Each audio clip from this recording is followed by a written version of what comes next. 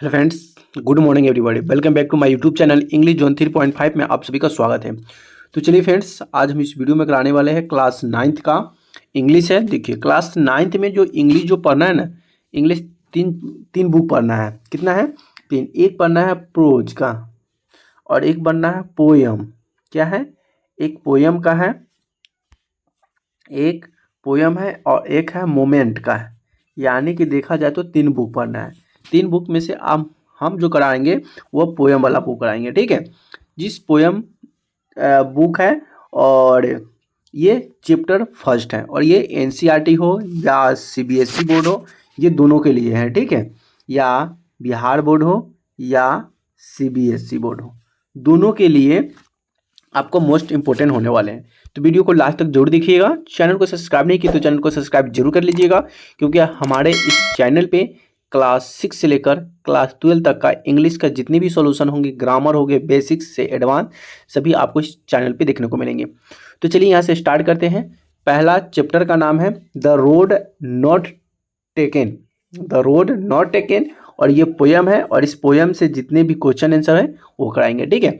तो पहला क्वेश्चन आपके सामने ये रहा कि where does the travels find himself.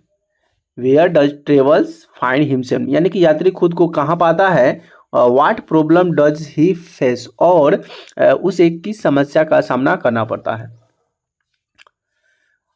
Answer की बात करेंगे तो the travellers finds the himself the alone wood at the point where the road fork into two. यात्री स्वयं को पीले जंगल में, क्या है, येलोवुड, यानी कि पीले जंगल में ऐसे स्थान पर पाता है जहां वहां सड़क दो भागों में विभाजित हो। जैसे कि रोड फॉर्क इनटू टू, यानी कि रोड दो भाग में विभाजित है। The problem that face of the can not decide can be road taken continue journey since the not possible himself travel both road at the same time. उसके सामने समस्या यह थी कि वह यह तय नहीं कर पाता कि यात्रा जारी रखने के लिए कौन सा रास्ता अपनाया जाए, क्योंकि उसके लिए एक ही समय में दो रास्ता पर यात्रा करना संभव नहीं था। मामूली सी बात है कि अगर एक बार में बहुत सारे रास्ता आ जाए तो कंफ्यूजन हो जाता है कि हम इस रास्ता से जाएं कि इस रास्ता से जाएं, कौन सा रास्ता सेफ है। ये थोड़ा सा परेशानी होती है, थोड़ा सा दिक्कत होता है, यही थोड़ा सा समझ में नहीं आ रहा था। क्वेश्चन नंबर दूसरा है कि क्या कहता है डिस्कस। डिस्कस का मतलब क्या होता है? आपस में राय विचार लेना। ठीक है? तो चर्चा करना। Discuss what the phrase means to you. कह रहा है कि डिस्कस करें कि इसका मतलब क्या होता है। ये येलो वुड का मतलब क्या होता है, मतलब एक पीली लकड़ी का मतलब। It was the grassy and the wanted wear, यह घास से भरा है और घिसावट की जरूरी थी। द पासिंग देयर, वहाँ से गुजरना। Leaves no step had the trodden back, कोई भी कदम काला नहीं छोड़ता। How way lead on to way, रास्ता कैसे दूसरे की ओर ले जाता है। इसके बारे में डिस्कस करना है और इसका मतलब बताना है। अगर हम पहली की बात करें, अगर हम पहले क्वेश्चन की बात करें येलो येलो वुड के बारे में। येलो वुड का मतलब क्या होता है? पीली लकड़ी।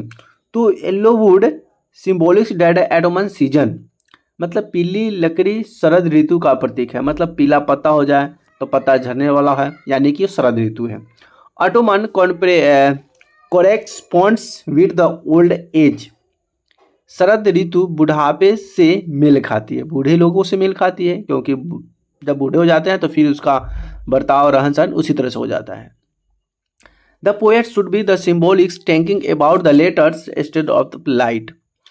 कवि प्रतीकात्मक रूप से जीवन के बाद चरणों के बारे में बात कर सकता है। ये पहला डिस्कशन था। चलिए दूसरा है कि in converted that of the road was full of the grass and the nobody has use that the road. मतलब इससे पता चलता है कि सड़क घास से भरी थी और किसी ने सड़क का इस्तेमाल नहीं किया था। It was smooth road which had not worm out. यह एक चिकनी सड़क थी जो घिसी नहीं थी। वह एक चिकनी सड़क थी और वह घिसी हुई नहीं थी। अगला है कि राहगीरों द्वारा रास्ते का उपयोग, the use of the path by passenger by, मतलब use the path by passenger by, मतलब राहगीरों द्वारा रास्ते का उपयोग किया गया था। The leaves had not changed the colors and turned back the because of less people sleeping that on. You do the presentation, but on the one many have the neighbors syndromes taken life for the fairly or uncertainly. पत्ती का रंग नहीं बदला था और वे काली हो गई थी। उन पर कम लोग चाहते थे कि उस रास्ते को दर्शाता है कि जिन नियमित से डर की शायद कभी कभी जीवन में अपनाया गया हो। अगला बात का क्या कहता है कि दिस फ्रेज मीन्स, अब चौथा फ्रेज का मतलब क्या होता है, तो चौथा फ्रेज कहता है कि दिस फ्रेज मीन्स हाउ के सर्टेन, क्या है कि how certains decisions on one make in life would pave the way for many others decisions. कह रहा है कि इस वाक्यांश का अर्थ है कि जीवन में लिए गए कुछ निर्णय कई अन्य निर्णय का मार्ग प्रशस्त कर सकता है। क्वेश्चन नंबर तीसरा है कि देयर इज एनी डिफरेंट, क्या है, there is any difference between the two road and the poet describe them. कह रहा है कि कवि ने जिन दो सड़कों का वर्णन किया है क्या उनमें कोई अंतर है, क्या दो सड़क के बारे में जो बताया है क्या ये दोनों सड़क में कोई अंतर लगता है। तो पहला है कि इस the stanzas 2 and 3 in the last two lines the poem, in stanzas 2 and 3 मतलब दूसरे और तीसरे छंद में है। इन the last two lines of the poem कह रहा है कि कवि की अंतिम दो पंक्तियां में है, तो किस में है, तो चलिए आगे देखते हैं किस में है। देखिए पहला का आंसर क्या है, कह रहा है कि the stanzas 2 poet explain that the only different between the two roads, क्या है, between the two roads was the road and to had the right of the choose better claims। अब देखिए कह रहा है कि दूसरे छंद में कवि बताना चाहता है कि दोनों सड़क के बीच एकमात्र अंतर यह था कि जिस सड़क पर वह गया था उसे चुने जाने का अधिकार था, बेहतर दावा था, क्या था, बेहतर दावा था। बिकॉज, क्या है, because it was covered with the grass and look if it had not beat you to the much. क्योंकि यह घास से ढकी हुई थी और ऐसा लग रहा था इसका बहुत अधिक उपयोग नहीं किया गया था। Beside different boat of the roads beans and equally wouldn't on the passenger the trailing on the them. ढका हुआ था, ऐसा लगता था कि इसका बहुत अधिक उपयोग नहीं हुआ है। इस अंतर के अलावा दोनों सड़क उन पर यात्रा करने वाले राहगीरों द्वारा समान रूप से खराब हो गई थी। इन सेटेनाइन three and the poet said that of the both road were the equally covered with levers and no that of the personal had the stepped on। और तीसरे छंद में कवि कहता है कि दोनों सड़क समान रूप से पत्तों से ढकी हुई थी और किसी व्यक्ति ने उन पर पैर नहीं रखा था।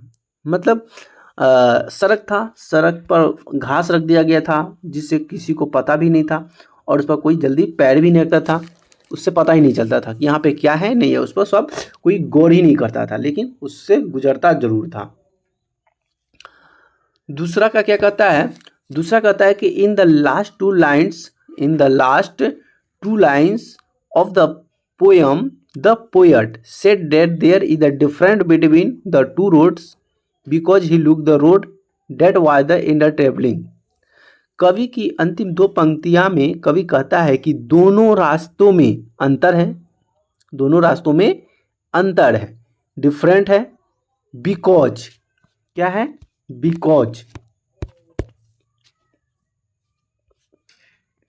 because he looked the road and was the just traveling by the other people and made all the difference to the journey। क्योंकि उसने वह रास्ता चुना जिस पर अन्य लोग कम जाते थे और इस बात से उसकी यात्रा में बहुत अंतर ला दिया था।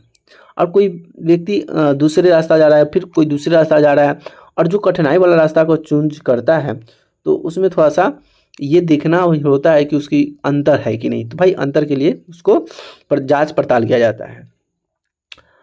क्वेश्चन नंबर 4 कहता है कि what do you thinks last 2 lines of the poem means.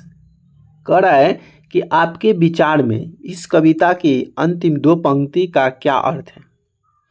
Looking back does the poet regret and choose the accept it. कह रहा है कि पीछे मुड़कर देखे तो क्या कवि को अपने निर्णय पर पछतावा है और वह उसे कैसे स्वीकार करता है। कैसे स्वीकार करता है देख लीजिए। कहता है कि the last 2 lines the poet means to the acceptance of the reality.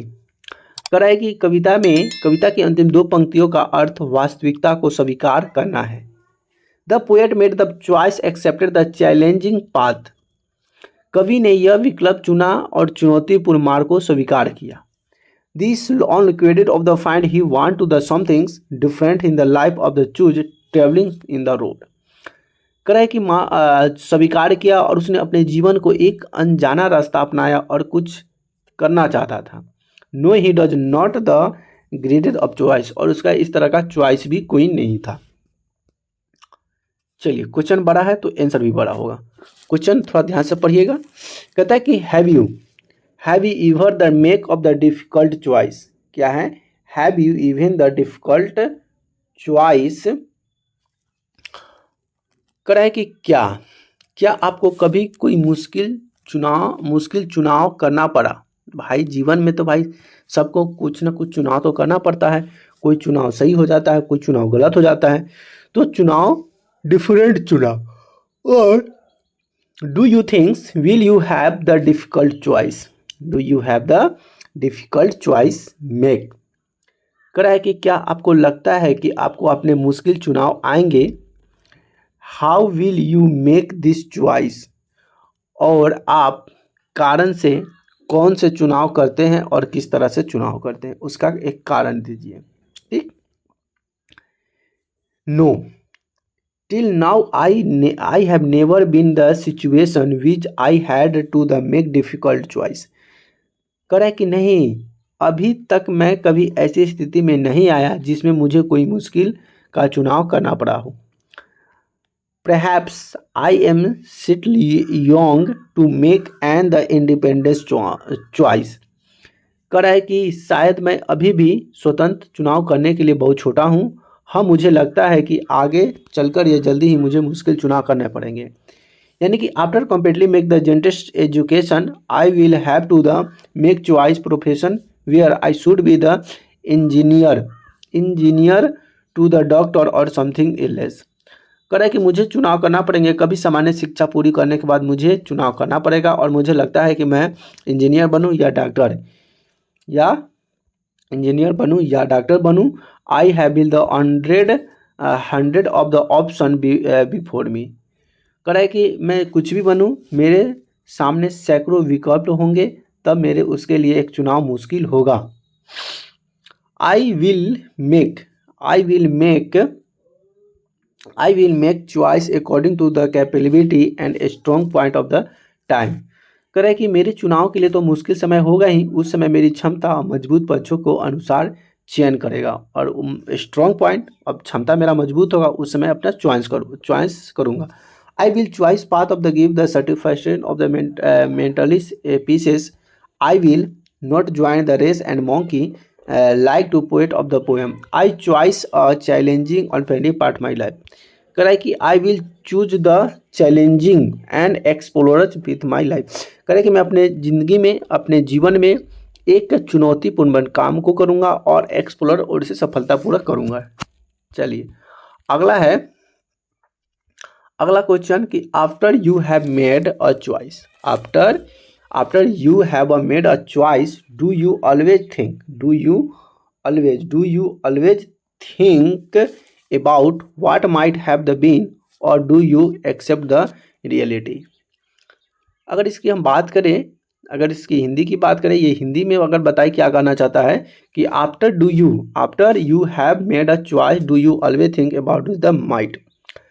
कह रहा है कि चुनाव करने के बाद क्या आपको हमेशा यही सोचते रहते हैं या फिर वास्तविक में कुछ स्वीकार भी करना है। अब रियलिटी मतलब क्या होता है, वास्तव में कुछ एक्सपेक्ट भी करना है। एक्सेप्ट का मतलब स्वीकार करना। इसका मतलब होता है कि टेकिंग अ डिसाइड क्या है, taking a decision, sometimes making a mars our futures, having made of the choice I accept the reality, recognizing at the decision और contemporarily over is not possible approach towards life. Such thought never allowed to be the happiest with agents from the our decision. अगर इसकी पूरी की अगर बढ़िया से अगर इसका बात करें, डिसीजन की बात करें, निर्णय की बात करें, तो कभी कभी लिया गया निर्णय हमारे भविष्य को बना या बिगाड़ सकता है। क्या कर सकता है, बना या बिगाड़ सकता है। कहाँ पे, taking decision the some times यानी कुछ समय के लिए, making the mars and the future हमारे भविष्य को क्या कर सकता है, बना भी सकता है, बिगाड़ भी सकता है। Having made but choice I accept the reality, एक बार जब मैं कोई निर्णय ले लेता हूँ तो मैं वास्तविक को स्वीकार कर लेता हूँ। रिकॉन्सिडरिंग ऑफ द डिसीजंस और contemplating over is not possible approach to what is life, कह रहा है कि किसी निर्णय पर पूर्ण विचार करना या उस पर मनन करना जीवन के प्रति सकारात्मक दृष्टिकोण नहीं है। Such thought never allow this is the happy with have the chance from the our decision, और कह रहा है कि ऐसे विचार हमें कभी भी अपने निर्णय के प्राप्त लाभ से खुश नहीं होने देते। Therefore I believe the thinkers to my decision, इसलिए मैं अपने निर्णय का अडिग रहने में विश्वास करता हूँ। तो इस तरह से क्लास 9th का पोयम का जितने भी क्वेश्चन आंसर होते हैं सभी क्वेश्चन आंसर मैंने आपको सॉल्व कर दिया। जो आपका बिहार बोर्ड हो या एनसीईआरटी सीबीएसई बोर्ड हो, सभी के लिए मोस्ट इम्पोर्टेंट होने वाले हैं। तो हमारी वीडियो कैसी लगी प्लीज़ कमेंट करके ज़रूर बताइएगा, और वीडियो अच्छी लगी तो वीडियो को लाइक, कमेंट और एक प्यारा सा शेयर जरूर कर दीजिएगा। अगर अभी तक चैनल को सब्सक्राइब नहीं किए हैं तो प्लीज़ चैनल को सब्सक्राइब जरूर कर लीजिएगा, क्योंकि हमारे चैनल पे क्लास 6 से लेकर क्लास 12 तक का जितने भी एनसीईआरटी या बिहार बोर्ड का इंग्लिश हो आपको इस चैनल पे देखने को मिलेंगे। साथ में साथ एडवांस आपका मैथ, एडवांस आपका इंग्लिश ग्रामर होंगे, स्पोकन क्लास होंगे, सभी आपको इस चैनल पे मिलेंगे। तो प्यारे बच्चों वीडियो को लाइक जरूर कर दीजिएगा, अपने दोस्तों फ्रेंडों के साथ भी शेयर कीजिएगा और चैनल को सब्सक्राइब जरूर कर लीजिएगा। तो चलिए फिर मिलेंगे नए वीडियो में नए टॉपिक के साथ, तब तक के लिए जय हिंद, वंदे मातरम।